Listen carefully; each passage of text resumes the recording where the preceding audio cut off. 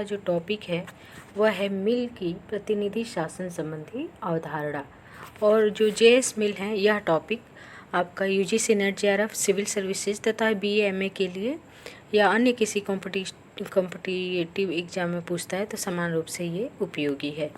तो जो मिल का प्रतिनिधि शासन संबंधी अवधारणा है उसमें हम निम्नलिखित 10 जो है टॉपिकों पे बात करेंगे। उसके 10 टाइटल होंगे। पहला है लोकतंत्र सर्वोत्तम शासन प्रणाली। प्रतिनिधि शासन क्यों, इसके बारे में हम पढ़ेंगे जैसा मिल ने बताया है। फिर हम आगे पढ़ेंगे प्रतिनिधि शासन के तीन प्रमुख तत्व कौन कौन से बताए हैं मिल ने। फिर प्रतिनिधि सभा का संगठन एवं कार्य कैसा होगा। आनुपातिक प्रतिनिधित्व की बात की है इसमें मिल ने। फिर मतदाता के लिए शैक्षणिक एवं संपत्ति संबंधी योग्यताएं होनी चाहिए। फिर देखते हैं सार्वजनिक एवं खुला मतदान, बहुल मतदान, विधि आयोग, प्रतिनिधियों यानी सांसदों की स्थिति क्या है, यानी जो शासन है प्रतिनिधि शासन है उसके संबंध में हम 10 टाइटल देखेंगे जहाँ पे जो है जेएस मिल ने प्रतिनिधि शासन की अवधारणा को अपने व्यक्त किया है। मिल अपने ग्रंथ ऑन लिबर्टी तथा रिप्रेजेंटेटिव गवर्नमेंट में यद्यपि लोकतंत्रात्मक शासन को संदेह की दृष्टि से देखता है तथापि वह लोकतंत्र के समर्थक लेखकों में सबसे महान लेखक है। लोकतंत्र को उसने जो है सर्वोत्तम शासन प्रणाली कहा है। और क्यों कहा है? उपयोगितावादी होने के कारण मिल का विश्वास था कि व्यक्ति की स्वार्थी प्रवृत्ति के कारण, यानी व्यक्ति स्वार्थी होता है, उसकी प्रवृत्ति स्वार्थी होती है, इसके कारण किसी मनुष्य के अधिकार और हितों की सुरक्षा तभी संभव है जबकि वह स्वयं उसकी रक्षा करने हेतु तत्पर हो और व्यक्ति को यह सुअवसर लोकतंत्र में ही प्राप्त हो सकता है। मिल के अनुसार सर्वोत्तम शासन प्रणाली वही है जो मनुष्य की बहुमुखी प्रगति में, उसके सर्वांगीण विकास में सहायक हो। ऐसा शासन न तो राजतंत्र हो सकता है ना ही कुलीन तंत्र, यह तो केवल लोकतंत्र ही हो सकता है जहाँ व्यक्ति का सर्वांगीण विकास होगा। आगे कहते हैं प्रतिनिधि शासन क्यों। तो मिल का कहना था कि वर्तमान में राज्यों का आकार बहुत बड़ा होता जा रहा है और जनसंख्या भी बढ़ रही है, इसलिए प्रत्यक्ष लोकतंत्र तो संभव नहीं है। अतः लोकतांत्रिक व्यवस्था को केवल प्रतिनिधि लोकतंत्र के रूप में ही कायम रखा जा सकता है। मिल का एक स्टेटमेंट देखते हैं प्रतिनिधि शासन के संबंध में। तो यहाँ पे मिल कहते हैं, मिल के शब्दों में प्रतिनिधि शासन वह व्यवस्था है जिसमें संपूर्ण जन समुदाय या उसका अधिकांश भाग अपने निर्वाचित प्रतिनिधियों के द्वारा अंतिम नियंत्रण शक्ति का प्रयोग करता है। मिल के प्रतिनिधि शासन प्रणाली के 3 प्रमुख तत्व हैं। वो है संपूर्ण या अधिकांश लोगों का सहयोग, दूसरा है संपूर्ण या अधिकांश लोगों के हाथ में नियंत्रण शक्ति, और तीसरा है प्रतिनिधियों का नियतकालिक चुनाव। प्रतिनिधि सभा का संगठन एवं कार्य क्या होगा। तो इस संबंध में मिल कहते हैं, मिल प्रतिनिधि सभा को द्विसदनात्मक बनाना चाहता था। यहाँ प्रतिनिधि सभा का मतलब संसद से है, विधायिका से है। केवल ये नहीं कि हम लोकसभा को कई बार प्रतिनिधि सभा कह दिया जाता है। मिल ने प्रतिनिधि सभा शब्द का प्रयोग संसद के लिए किया है, क्योंकि आप देख रहे हैं प्रतिनिधि सभा को मिल द्विसदनीय बनाना चाहता था, क्योंकि उच्च सदन निम्न सदन की निरंकुशता को कम करने के लिए आवश्यक है। प्रतिनिधि जो है सभा के कार्यों के बारे में मिल लिखता है कि निर्वाचित प्रतिनिधि सभा का कार्य शासन का नियंत्रण तथा निरीक्षण मात्र है। सक्रिय रूप से कानून निर्माण या शासकीय कार्य इस परिषद को नहीं करना चाहिए।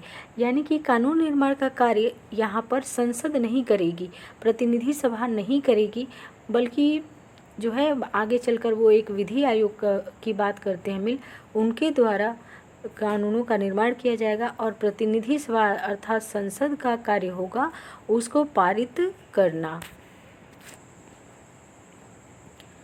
फिर कहते हैं प्रतिनिधि शासन का निर्माण निर्वाचनों द्वारा ही होता है, अतः मिल ने निर्वाचन पद्धति के सुधार पर पर्याप्त ध्यान दिया है। इस संबंध में उसके विचार निम्नलिखित हैं। तो निर्वाचन में सुधार के लिए उन्होंने एक सिद्धांत दिया, आनुपातिक प्रतिनिधित्व का सिद्धांत। मिल लोकतंत्र में बहुमत की निरंकुशता को लेकर बहुत अधिक चिंतित था। बहुमत की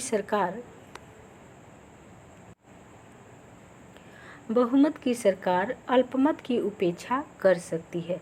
अतः जनता को बहुमत की निरंकुशता से बचाने के लिए तथा अल्पमत को भी शासन में प्रतिनिधित्व दिलाने के लिए मिल ने आनुपातिक प्रतिनिधित्व का सिद्धांत दिया। कहा कि ये आवश्यक है। एक सदस्य वाले निर्वाचन क्षेत्र के स्थान पर बहुसदस्य वाले निर्वाचन क्षेत्र बनाए जाएं, ऐसा मिल ने कहा। और आनुपातिक प्रतिनिधित्व के आधार पर जिस दल को जितने प्रतिशत मत मिलते हैं उसी के अनुपात में उस दल को प्रत्याशियों को प्रतिनिधित्व मिलता है। यानी आनुपातिक प्रतिनिधित्व अपनाने का ये कारण था जिससे अल्पसंख्यकों को भी सरकार में क्या हो, प्रतिनिधित्व मिल सके। अगर वो 5 ही सीट पे जीते हैं तो उनको 5% उन्होंने वोट जीता है तो उनको 5% के हिसाब से सीटें दी जाएं। मतदाता के लिए शैक्षणिक तथा संपत्ति संबंधी योग्यता। मिल यहाँ पे देखते हैं, मिल कहता है कि वह निरक्षर और अज्ञानी व्यक्तियों को मताधिकार प्रदान करने के पक्ष में नहीं था। यानी मिल जो है अशिक्षित व्यक्तियों को मताधिकार नहीं देना चाहता था। लोकतंत्र के लिए यह आवश्यक है, मिल ऐसा मानता है कि लोकतंत्र के लिए यह आवश्यक है कि जनता शिक्षित हो, बुद्धिमान हो तथा राजनीतिक दृष्टि से पूर्णतया जागरूक हो। मिल की मान्यता थी कि जिनके पास अधिक संपत्ति है उनमें उत्तरदायित्व से कार्य करने की भावना भी अधिक होती है। अतः ऐसे में मिल जो है मतदान के लिए कुछ योग्यताएं जो है निर्धारित करना चाहता है, जिसमें शिक्षा और संपत्ति संबंधी योग्यताएं हैं। आगे हम देखते हैं सार्वजनिक और खुला मतदान। बेंथम और जेम्स मिल जो है J.S. मिल, जिनका पूरा नाम है जॉन स्टुअर्ट मिल, के पिता थे। J.S. मिल के पिता कौन थे? जेम्स मिल। तो बेंथम और जेम्स मिल गुप्त मतदान के समर्थक थे, जबकि मिल के अनुसार यानी J.S. मिल के अनुसार मतदान का अधिकार जो है मतदान का अधिकार एक सार्वजनिक कर्तव्य है। इसे अन्य सार्वजनिक कर्तव्यों की भांति जनता की देखरेख में और आलोचनाओं को सहते हुए खुले रूप में प्रयोग किया जाना चाहिए। बहुल मतदान। मिल को लोकतंत्र में एक बहुत ही बड़ी बुराई यह नजर आती थी कि इसमें शिक्षित, अशिक्षित, निर्धन, धनी, सामान्य तथा विशिष्ट योग्यता वाले सभी व्यक्तियों को एक समान माना जाता था। यानी चाहे कोई प्रोफेसर वोट दे तो उसका भी वोट एक गिना जाएगा, और यदि कोई श्रमिक वोट डालता है तो उसका भी एक ही वोट यानी समान वोट माना जाएगा। व्यक्तियों को एक समान माना जाता है। इसे वह झूठा लोकतंत्र कहता है क्योंकि बहुसंख्यक जनता ऐसी ही है जो अशिक्षित है और निर्धन है। अतः वह शिक्षित तथा अधिक संपत्ति वाले लोगों के लिए बहुल मतदान का समर्थन करता है। यानी यदि कोई 5 लाख टैक्स देता है तो उसके मत का मूल्य होना चाहिए 5, और यदि कोई 10 लाख का टैक्स पे करता है, उसके पास अधिक संपत्ति है, तो उसके मत का मूल्य 10 भी हो सकता है। तो इस प्रकार ये जो है बहुल मतदान और गुणवत्तापूर्ण मतदान का समर्थन करते हैं। आगे हम देखते हैं विधि आयोग की बात की है मिल ने कि विधि आयोग क्या कार्य करता है। तो मिल के अनुसार प्रतिनिधि सभा के पास विधि निर्माण की योग्यता नहीं है। विधि निर्माण का कार्य विधि आयोग को करना चाहिए, जिसके सदस्य कहाँ से आएंगे? लोक सेवा से संबंधित होंगे, लोक सेवा से संबंधित होते हैं। विधि आयोग द्वारा निर्मित विधियों को पारित करने का कार्य प्रतिनिधि सभा यानी संसद को करनी चाहिए। यहाँ नोट करके मैंने एक पॉइंट लिखा है, प्रतिनिधि सभा यानी संसद का प्रमुख कार्य सरकार का निरीक्षण तथा नियंत्रण करना है, शासन करना नहीं। प्रतिनिधि सांसदों की स्थिति। प्रतिनिधि यानी सांसदों की स्थिति कैसी होगी? तो मिल इस बात का विरोधी था कि संसद सदस्य दलगत अनुशासन में बंधे रहें। इसके बजाय वह मानता है कि प्रतिनिधियों को स्वतंत्र पथ प्रदर्शक और शिक्षा देने वाली शक्ति होना चाहिए। वे मात्र जनता के अभिकर्ता नहीं हैं, यानी उनका जो कार्य है जनता के अभिकर्ता होने से भी अधिक व्यापक है और उन्हें दलगत अनुशासन में नहीं बंधना चाहिए, बल्कि स्वतंत्र रूप से पथ प्रदर्शक के रूप में कार्य करना चाहिए। मिल के अनुसार संसद सदस्यों को वेतन नहीं दिया जाना चाहिए, क्योंकि इससे वे व्यावसायिक राजनीतिज्ञों की भांति हो जाएंगे।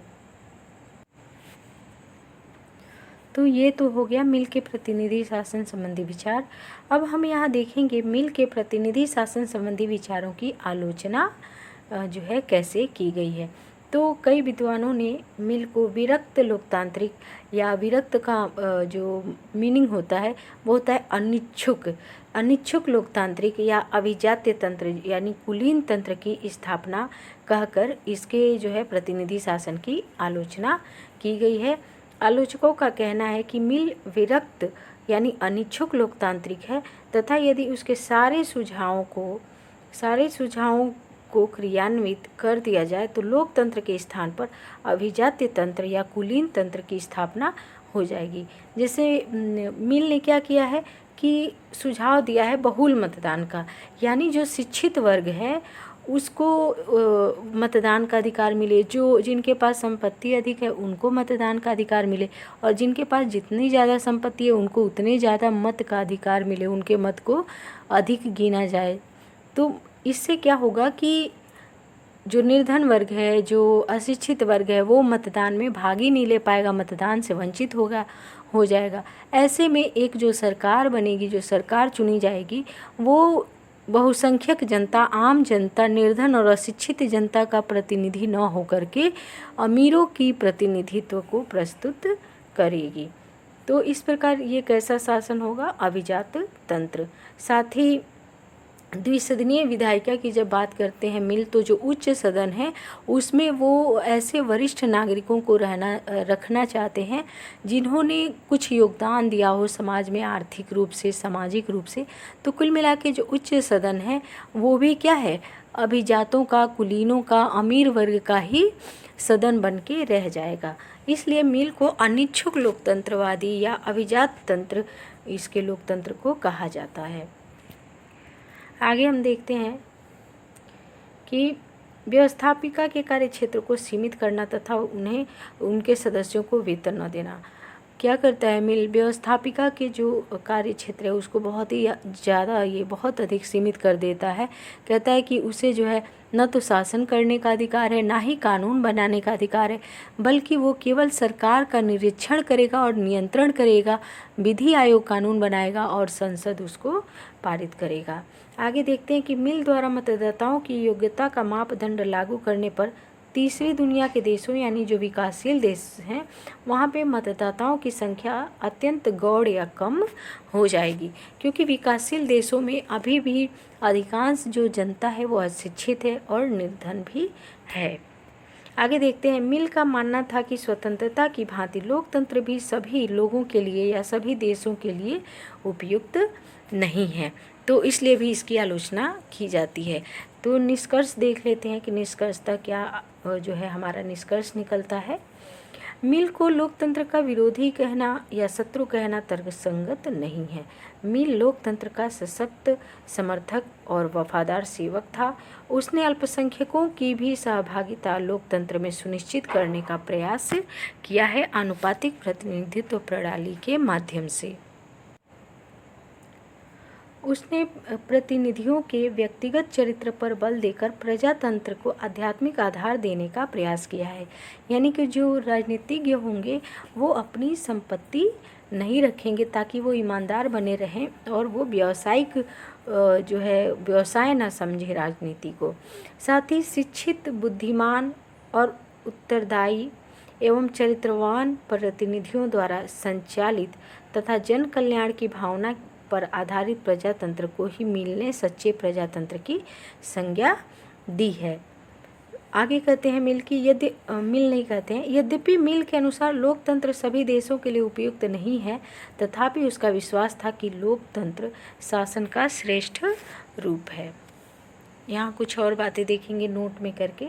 मिल ने प्रजातंत्र की सफलता के लिए जो अनूठे सुझाव दिए हैं तथा उसे जो आध्यात्मिक आधार प्रदान करने का प्रयास किया है, वह सब आदर्श और आकर्षक होते हुए भी आज की नवीन परिस्थितियों में ग्रहण करने योग्य प्रतीत नहीं होते। वेपर लिखते हैं इस संबंध में कि निसंदेह मिल एक प्रजातांत्रिक होने का अधिकारी समझा जा सकता है, किंतु 20वीं सदी की कसौटी पर वह एक विरक्त प्रजातांत्रिक ही सिद्ध होता है। तो आई होप सो कि ये टॉपिक आपको क्लियर है। वीडियो मेरा कोई भी प्राप्त करने के लिए चैनल को आपको सब्सक्राइब करना होगा। वीडियो अच्छा लगता है तो लाइक कर सकते हैं और शेयर भी कर सकते हैं। धन्यवाद।